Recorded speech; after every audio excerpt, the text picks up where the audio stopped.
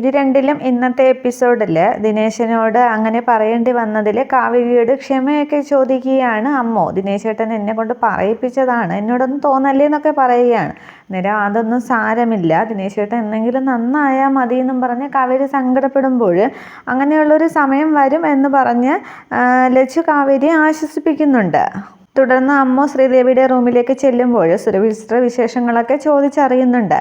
തുടർന്ന് ശ്രീദേവി പറയുകയാണ്, ഇപ്പോൾ സഞ്ജുവും സ്വാതിയും കൂടി ബാംഗ്ലൂരിലേക്ക് പോയതാണ് ഇപ്പോൾ ഇവിടുത്തെ ചർച്ചാ വിഷയം. അവർ ഹണിമൂണിന് പോയി എന്നൊക്കെയാണ് പറയുന്നത് എന്നൊക്കെ ശ്രീദേവി പറയുമ്പോൾ ചേച്ചിയോട് എന്ത് പറഞ്ഞാലും വില പോകില്ല, ചേച്ചിയുടെ അമ്മയെ കൊണ്ട് എല്ലാവർക്കും ഓരോന്ന് ചെയ്യിപ്പിക്കാനാണ് ധൃതി എന്ന് പറയുകയാണ്. അന്നേരം ശ്രീദേവി പറയുന്നുണ്ട്, അവരുടെ കല്യാണം കഴിഞ്ഞല്ലേ, അവരിപ്പോൾ ഒന്നിച്ചു പോയാൽ എന്താ, അത് സഞ്ജു പറയുന്നത് ഞാൻ കേട്ടു എന്ന് പറയുമ്പോൾ അമ്മ എന്തു കേട്ടു എന്ന് അന്തം വിട്ട് അമ്മ ചോദിക്കുന്നുണ്ട്. അന്നേരം രാജുവിനോട് പറയുന്നത് കേട്ടു, ഒരിക്കൽ ഞാനൊരു താലി കെട്ടിയതല്ലേ, പിന്നെ ഒന്നുകൂടി കെട്ടിയാൽ എന്താ കുഴപ്പമെന്ന് ദൈവമായിട്ടാണ് അതെൻ്റെ കാതുകളിലേക്ക് കേൾപ്പിച്ചത്.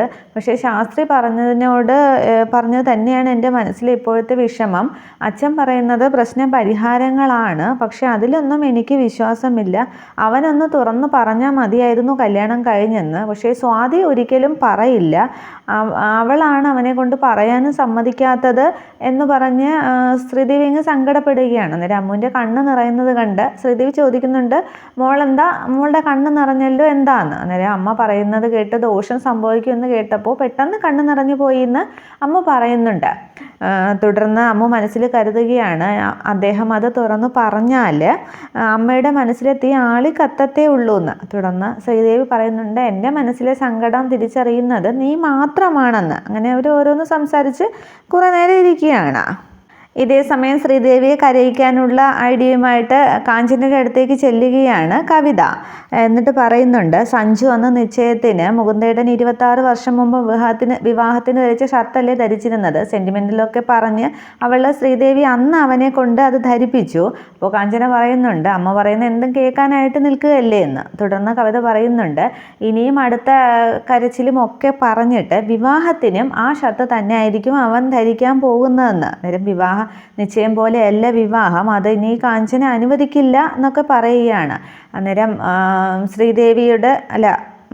കവിത കാഞ്ചനയോട് പറയുന്നുണ്ട്, ഒരിക്കൽ ആ ഷർട്ട് നശിപ്പിച്ച് കളയാനായിട്ട് അമ്മയുടെ കൂട്ടുപിടിച്ച് 2 കൈയും മുറിച്ച് കളയാനായിട്ട് ശ്രമിച്ചതാണ്. പക്ഷെ അന്ന് അവളുടെ ശ്രീദേവി ഒരു ഭദ്രകാളി പോലെ തുള്ളി വന്നിട്ട് ആ ഷർട്ടിൻ്റെ കൈ മുറിച്ചാൽ എൻ്റെ കൈ മുറിച്ച് കളയുമെന്നും പറഞ്ഞ് ഭീഷണിപ്പെടുത്തി. പക്ഷെ അന്ന് അത് നടന്നില്ല. ഇപ്പോൾ ഈ ഷർട്ട് നശിപ്പിക്കാനായിട്ട്, ആ വേഷം നശിപ്പിക്കാനായിട്ട് വല്യേച്ചിക്ക് കഴിയുമോ? ഇതാണെങ്കിൽ പറ്റിയ അവസരമാണ്, സഞ്ജു സ്വാതി ഇവിടെ ഇല്ല എന്ന് പറയുകയാണ്. അന്നേരം മരിച്ചു പോയെങ്കിലും ആ മനുഷ്യൻ ഇപ്പോഴും എൻ്റെ ശത്രു തന്നെയാണ്. എൻ്റെ ശത്രുവിൻ്റെ വേഷവും ധരിച്ചുകൊണ്ട് എൻ്റെ മകളെ താലി കെട്ടാനായിട്ട് ഖദർ മണ്ഡപത്തിലേക്ക് അവൻ ഒരിക്കലും വരാൻ പാടില്ല. ആ ഷർട്ടിൻ്റെ 2 കൈയും ഞാൻ ഇന്ന് തന്നെ മുറിച്ച് കളയും. ഞാൻ ചെയ്യുന്നത് എന്താണെന്ന് നീ നോക്കിക്കോ. നീ പറഞ്ഞ പല കാര്യങ്ങളും ഞാൻ കേട്ടിട്ടുണ്ട്, പക്ഷേ ഇത് ഞാൻ നിന്നെ വില വെച്ച് തന്നിരിക്കുന്നു, ഐഡിയ കൊള്ളാമെന്നും പറഞ്ഞ് ശ്രീദേവിയുടെ മുറിയിലേക്ക് പോവുകയാണ് കാഞ്ചന. തുടർന്ന് കാഞ്ചന ശ്രീദേവിയുടെ റൂമിലേക്ക് വരികയാണ്. വാതിൽക്കൽ നിന്നിട്ട് സൗമ്യമായ സംസാരത്തിൽ അനുവാദമൊക്കെ ചോദിക്കുന്നുണ്ട്, എനിക്ക് അകത്തോട്ട് വരാമോ എന്ന്. അന്നേരം അമ്മുവുമുണ്ട് റൂമിൽ. തുടർന്ന് അകത്തേക്ക് വന്ന് ശ്രീദേവി വളരെ സ്നേഹത്തോടു കൂടിയാണ് ശ്രീദേവിയോട് കാഞ്ചന സംസാരിക്കുന്നത്. നമ്മൾ തമ്മിൽ എന്തെങ്കിലും സ്വരച്ചേർച്ച ഉണ്ടായിരിക്കാം, പക്ഷേ നമ്മുടെ കുട്ടികൾ ഒരുമിച്ച് ജീവിക്കേണ്ടവരല്ലേ, താലികെട്ട് വേണ്ട എന്നൊക്കെയാണ് എല്ലാവരും പറയുന്നത്. പക്ഷേ ശ്രീകുട്ടി സമ്മതിക്കുന്നില്ല, അവർ രജിസ്റ്റർ മാരേജ് ചെയ്തിട്ടില്ല എന്നാണ് പറയുന്നത്. അവൾ എന്തായാലും എന്നോട് കള്ളം പറയില്ല എന്ന് പറയുകയാണ്. അന്നേരം ശ്രീദേവി പറയുകയാണ്, കുട്ടികൾ കേൾക്കില്ല എങ്കിൽ എന്ത് ചെയ്യാനാണ്, നമുക്ക് താലികെട്ട് നടത്താം, പക്ഷേ അച്ഛൻ പറഞ്ഞിട്ടുണ്ട് എന്തെങ്കിലും പരിഹാര ക്രിയകളൊക്കെ ചെയ്യാമെന്ന്. അന്നേരം അങ്ങ് തകർത്തഭിനയിക്കുകയാണ് കാഞ്ചന പറയുന്നുണ്ട്, ഞാനും ശ്രീദേവിയുടെ കൂടെ വരാം, എന്തു പരിഹാര ക്രിയ വേണമെങ്കിലും ചെയ്യാമെന്നൊക്കെ പറയുകയാണ്. കുട്ടികളുടെ സന്തോഷമല്ലേ നമുക്ക് വലുത് എന്നൊക്കെ പറയുകയാണ്. അന്നേരം അമ്മൂന് സന്തോഷമാവുകയാണ്, ശ്രീദേവിക്ക് സന്തോഷമാവുകയാണ് കാഞ്ചനയുടെ സംസാരത്തിൽ. തുടർന്ന് എന്നാൽ ഇതേ സമയം ഇവരിതൊക്കെ സംസാരിക്കുന്നത് കേട്ടുകൊണ്ട് കവിത റൂമിന് പുറത്ത് വാതിൽ വന്ന് നിൽക്കുകയാണ്. അന്നേരം ഇതെന്താ വല്യേച്ചി ഇങ്ങനെയൊക്കെ സംസാരിക്കുന്നത്, ഇതൊരുമാതിരി പട്ടി ചന്തയ്ക്ക് പോയി ആയല്ലോ എന്നും പറഞ്ഞ് ശ്രീദേവി ഓർത്തുകൊണ്ടിരിക്കുകയാണ്. കവിത ആലോചിച്ചുകൊണ്ടിരിക്കുകയാണ്. തുടർന്ന് കാഞ്ചന വിഷയം മാറ്റുകയാണ്. അന്ന് നിശ്ചയത്തിന് മുകുന്ദേട്ടൻ 26 വർഷം മുമ്പ് ധരിച്ച വിവാഹ ഡ്രസ്സാണ് ധരിച്ചതെന്ന് ആരോ പറയുന്നത് കേട്ടു. ഇന്നും എങ്ങനെയാണത് പുതുമയോടെ ശ്രീദേവിക്ക് സൂക്ഷിക്കാൻ കഴിയുന്നതെന്ന്. അന്നേരം ദൈവഭാഗ്യം കൊണ്ട് എനിക്കതിന് സാധിച്ചു, ഇന്നും അത് പുതുമയോടെ തന്നെയാണ് ഇരിക്കുന്നതെന്ന്. അന്നേരം കവിത ഓർക്കുന്നുണ്ട് വല്യേച്ചി ട്രാക്കിലേക്ക് വന്നു എന്ന്. തുടർന്ന് കാഞ്ചന ചോദിക്കുകയാണ്, എനിക്കത് അങ്ങോട്ട് ഒട്ടും വിശ്വാസം വരുന്നില്ല, ആ ഷർട്ടും മുണ്ടും എന്നെ ഒന്ന് കാണിക്കാമോ എന്ന് ചോദിക്കുകയാണ്. അന്നേരം അമ്മുവിന് മനസ്സിലാവുകയാണ്, ദൈവമേ വല്യേച്ചിയുടെ ചേച്ചിയുടെ അമ്മ എന്തോ മനസ്സിൽ കണ്ടിട്ടുണ്ട് എന്ന അപകടം അമ്മുവിന് മനസ്സിലാവുകയാണ്. തുടർന്ന് ആ ഷർട്ടും മുണ്ടും ശ്രീദേവിയെ പെട്ടി തുറന്ന് എടുത്തുകൊണ്ട് വരികയാണ്. അന്നേരം വളരെ സന്തോഷത്തോടു കൂടിയാണ് ശ്രീദേവി അത് എടുക്കുന്നത്. തുടർന്ന് ഞങ്ങളുടെ വിവാഹത്തിന് ധരിച്ച ഈ ഷർട്ടും മുണ്ടും പഴകിപ്പോയെന്ന് ആരാ പറയുന്നതെന്നും പറഞ്ഞ് ശ്രീദേവിയെ നോക്കിക്കൊണ്ടിരിക്കുമ്പോൾ ഇനി തന്നെ ഞാൻ നോക്കട്ടെ എന്നും പറഞ്ഞ് കാഞ്ചന വാങ്ങുകയാണ്. തുടർന്ന് ഷർട്ട് വാങ്ങുന്ന കാഞ്ചനയുടെ ഭാവം പെട്ടെന്ന് മാറുകയാണ്. നീ ഇതും ധരിച്ചുകൊണ്ടാണോ നിന്റെ മോനെ കതിർ മണ്ഡപത്തിലേക്ക് തള്ളിവിടാൻ പോകുന്നത്? ഇത് മനസ്സിലാക്കിക്കൊണ്ട് തന്നെയാണ് ഞാൻ വന്നത് എന്ന് പറഞ്ഞ് അങ്ങ് ദേഷ്യപ്പെടുകയാണ്. കാഞ്ചന ഇത് എന്ത് ഭാവിച്ചാണ് അതിന് തന്നേന്ന് പറഞ്ഞ് ചോദിക്കുമ്പോൾ അങ്ങോട്ട് മാറി നിൽക്കടിയെന്നും പറഞ്ഞ് ശ്രീദേവിയെ പിടിച്ച് ബെഡിലേക്ക് തള്ളിയിട്ട് അതുമായിട്ട് കാഞ്ചന പുറത്തേക്ക് വരികയാണ്. അന്നേരം വാതിൽക്കൽ കവിത നിൽക്കുമ്പോൾ കിട്ടി കവിതയെ ബാ എന്നും പറഞ്ഞ് കവിതയും കൂട്ടിക്കൊണ്ട് കാഞ്ചനയും കവിതയും കൂടി താഴേക്ക് ഇറങ്ങുകയാണ്. തുടർന്ന് അമ്മുവിനോട് ശ്രീദേവി പറയുകയാണ്, അവൾ നശിപ്പിക്കാൻ വേണ്ടി തന്നെയാണ് കൊണ്ടുപോകുന്നത്, എൻ്റെ മുകുന്ദേട്ടൻ്റെ ഓർമ്മയാണത്, അത് നശിച്ചു കഴിഞ്ഞാൽ പിന്നെ ഞാൻ പിന്നെ ജീവിച്ചിരിക്കില്ല എന്നും പറഞ്ഞ് കാഞ്ചനയെന്ന് വിളിച്ചുകൊണ്ട് ശ്രീദേവിയും താഴേക്ക് ഓടി വരികയാണ്. അമ്മുവും പുറകെ വരുന്നുണ്ട്. തുടർന്ന് കവിത കാഞ്ചനയ്ക്ക് കത്രിക കൊണ്ട് കൊടുക്കുകയാണ്, അത് ഷർട്ടിൻ്റെ കൈ മുറിച്ച് കളയാനായിട്ട്. അതേസമയം ശ്രീദേവി ഓടി താഴേക്ക് വരുന്നുണ്ട്. അന്നേരം അതിങ്ങ് താന്ന് പറയുമ്പോൾ ഇത് ഞാൻ ഒരിക്കലും തരില്ല, ഇത് നശിപ്പിച്ച് കളയാൻ തന്നെയാണ് എൻ്റെ തീരുമാനം. ഇവിടെ കിടന്ന അനാഥയായി നീ ഈ വീട്ടിലേക്ക് കടന്നു വരുമ്പോൾ അന്ന് 3 പെണ്ണുങ്ങളുടെ കണ്ണീര് കൂടിയുണ്ട് ഈ കഥയ്ക്ക് പിന്നിൽ. ഞാനും ഇവളും പിന്നെ മുകുന്ദേട്ടൻ കല്യാണം കഴിക്കാനായിട്ട് നിശ്ചയിച്ചിരുന്ന ആ പെൺകുട്ടി.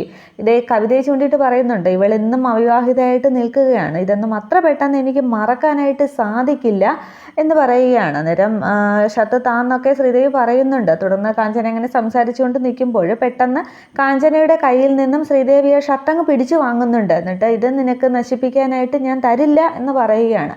തുടർന്ന് ചിരിച്ചുകൊണ്ട് കാഞ്ചന പറയുകയാണ്, ഇത് നീ തന്നെ എനിക്ക് തരും, തന്നില്ല എന്നുണ്ടെങ്കിൽ ഈ നിൻ്റെ മകനും എൻ്റെ മകളുമായിട്ടുള്ള കല്യാണം നടക്കില്ല എന്ന് പറയുകയാണ്. അന്നേരം ആകെയും അമ്പരക്കുകയാണ് അമ്മുവും പിന്നെ ശ്രീദേവിയും ഒക്കെ. തുടർന്ന് വീണ്ടും കാഞ്ചന പറയുകയാണ്, ഇനി ഈ ഷർട്ട് നീ എനിക്ക് തന്നില്ല എന്നുണ്ടെങ്കിൽ ഒരിക്കൽ കൂടി ഞാൻ എൻ്റെ മകളുടെ കൈയും പിടിച്ച് ഈ വീട്ടിൽ നിന്നങ്ങ് പടിയിറങ്ങും, നിൻ്റെ മകനും എൻ്റെ മകളുമായിട്ട് കല്യാണം നടന്നു എന്ന് നീ പറഞ്ഞുണ്ടാക്കിയ മനോവിഷമത്തിലാണ് ഞാനിവിടെ നിന്ന് ഇറങ്ങിപ്പോയതെന്ന് പറയുകയും ചെയ്യും. അപ്പോൾ പിന്നെ എൻ്റെ മകൾ നിന്നെ വെറുക്കുക തന്നെ ചെയ്യും.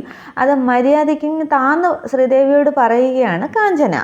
തുടർന്ന് വീണ്ടും ശ്രീദേവിയുടെ മനസ്സങ്ങ് വിഷമിപ്പിക്കുകയാണ് കാഞ്ചന. വീണ്ടും കാഞ്ചന ഈ പടി വിട്ട് ഇറങ്ങിക്കഴിഞ്ഞാൽ അച്ഛനെയും അമ്മയും അവസാനമായിട്ട് കാണാൻ പോലും കാഞ്ചന വരില്ല.